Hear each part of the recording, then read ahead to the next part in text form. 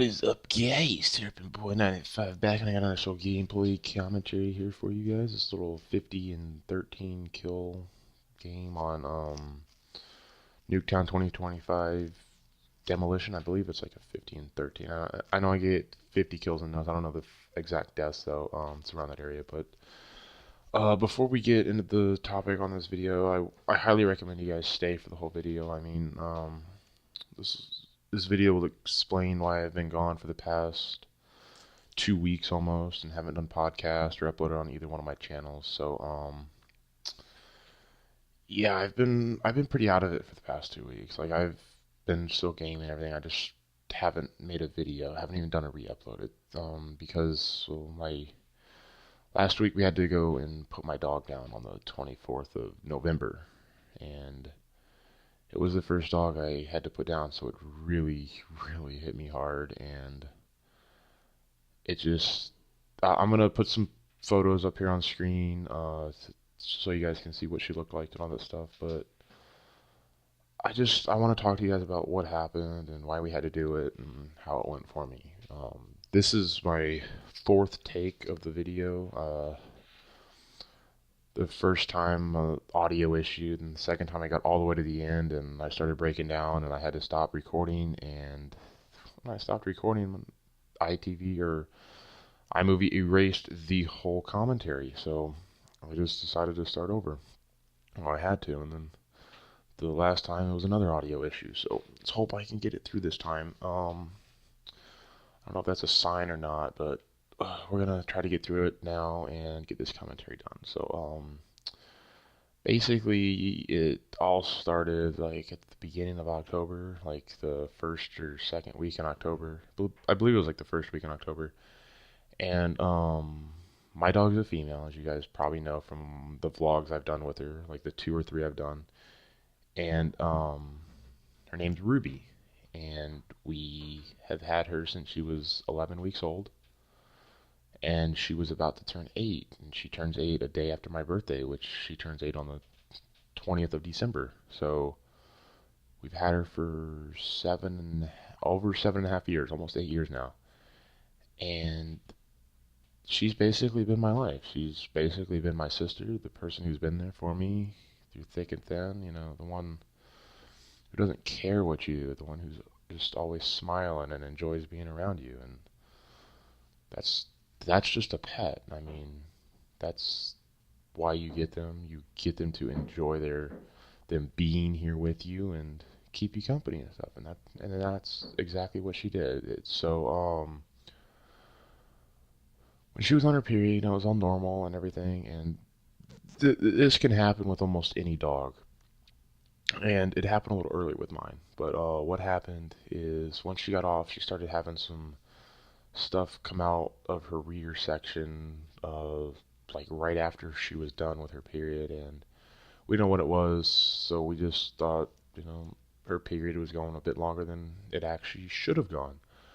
So after like 3 weeks of stuff coming out, sorry, my mom walked in there for a minute, but after about 3 weeks of it coming out and all this stuff, we knew something was wrong. And then one night I went to go take her out to go to the bathroom, and she could barely stand up. So I mean, with her like being, I guess, what pillow bidden, or I don't know, but the dog was basically stuck on her blanket for a good 2.5, 3.5 weeks. So she was basically sitting in one spot, laying there for 2.5, 3 weeks. So when she got up, she could barely move and all that stuff. So I thought, her her hips are sore because like the weekend before I took her out and we went and ran around the yard and I threw the ball for about a half hour, and so I figured, we haven't done that in a while, so she probably just pulled a muscle and she'll be fine here soon. So we do that, and it doesn't get what would it be like extremely better. Um, it got a little bit worse, matter of fact, and so after a while, she started throwing up a lot, and that was due to the bacterial infection that we didn't know about at the time. And we took her to the vet, and the next day, and the vet gave her some antibiotics and a whole bunch of blood work, and said that she had a bacterial infection in her uterus. And that was the problem for her, not wanting to really eat a whole bunch and not really just being out of it and being in some pain because of her hips. So I mean, you have her hips going bad, and she's got a bacterial infection at the same time. So it was kind of a double whammy, and it was hard for us because we couldn't really do much about it. So we waited almost a week. Actually, it was an exact week later, and it was like Friday night, and I had to go to a bowling tournament, and it was all like everything was really good until like she got better, and then Thanksgiving Day, which was a Thursday, and she was walking around the house, like not fine, but she was still walking around the house and like barely just hopping around. And she slept in my room that night. She walked back here into my game room and spent like 3 hours with me back here while I was playing some Xbox. And like when I wasn't playing Xbox, I was spending all my time with her because I knew that there wasn't much time left at that moment. And so like that Friday hit, the day after Thanksgiving, and she did not want to eat a thing. She wanted to just sleep all day and no drinking, no eating, no nothing. She wouldn't take her medication. So that was when we started realizing, like, are we really going to have to do this? So, like, when was it? Like, that afternoon, I had to go to a family dinner and go bowl. And I got to the bowling alley and I called my dad to find out how the dog was doing. And, she was getting a little better. She drank a little bit and wouldn't have her medication or anything, but she was walking around the backyard. She went and peed out back. So I'm like, okay, she's getting a little better, and not really, not as I thought. And so I got home that night, and she got up and walked like halfway to the door. Normally she'll like run up to the door when I come home from bowling, and she'll walk me out of the house, which she didn't do either. So I started realizing like what I think we have to do now.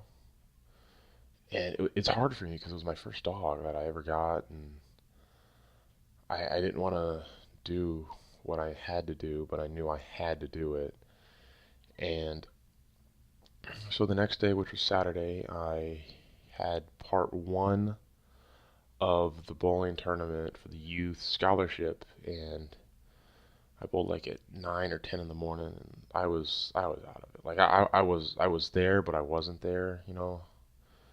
Like you guys know when you're there, but you're not there. Like you're just not in the mood for anything. You're kind of just there to be there, and your head really isn't in the game, I should say. And that's basically how it was that day.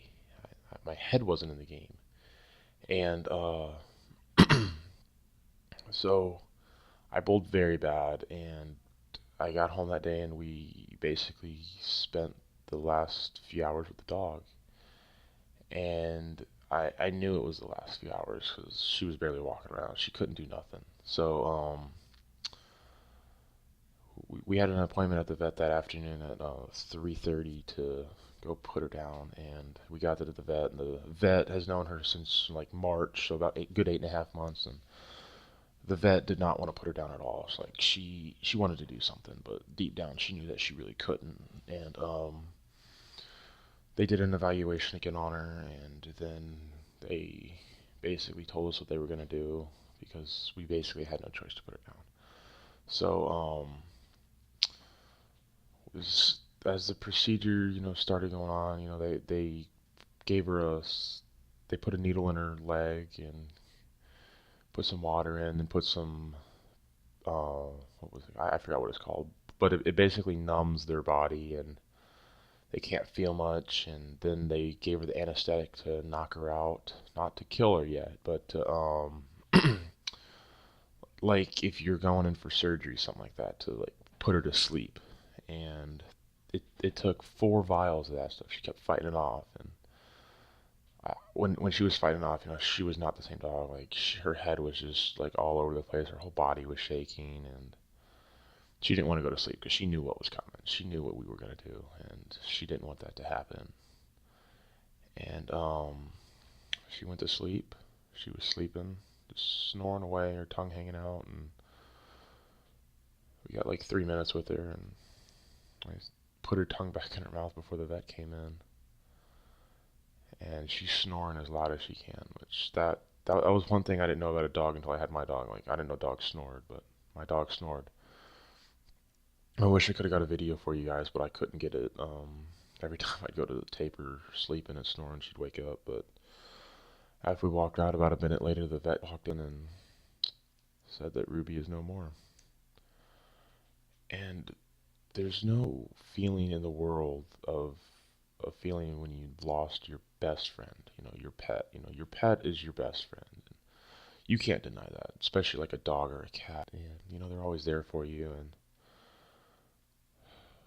like, it's been almost a week now. It's been like 5 or 6 days, and I've been, I just haven't been me lately. I've been depressed. I've been sad. I've been missing my dog, and I hope there's no lag in this video because I'm watching it and it keeps lagging. But it's just I don't like I'm trying to just come back to myself, but it's hard to come back to yourself once you've lost a pet, especially when they're so close to you like mine was. I spent like every single day with that dog, and I love her to death, and I would do anything for that dog, but we couldn't do anything for this one. Thanks for watching this video if you guys have made it this far. I'll make a video in a couple days about like all the good times I've had with my dog and all that stuff. So thanks for watching. Like the video and subscribe if you're new. I'm out of here, guys. Peace.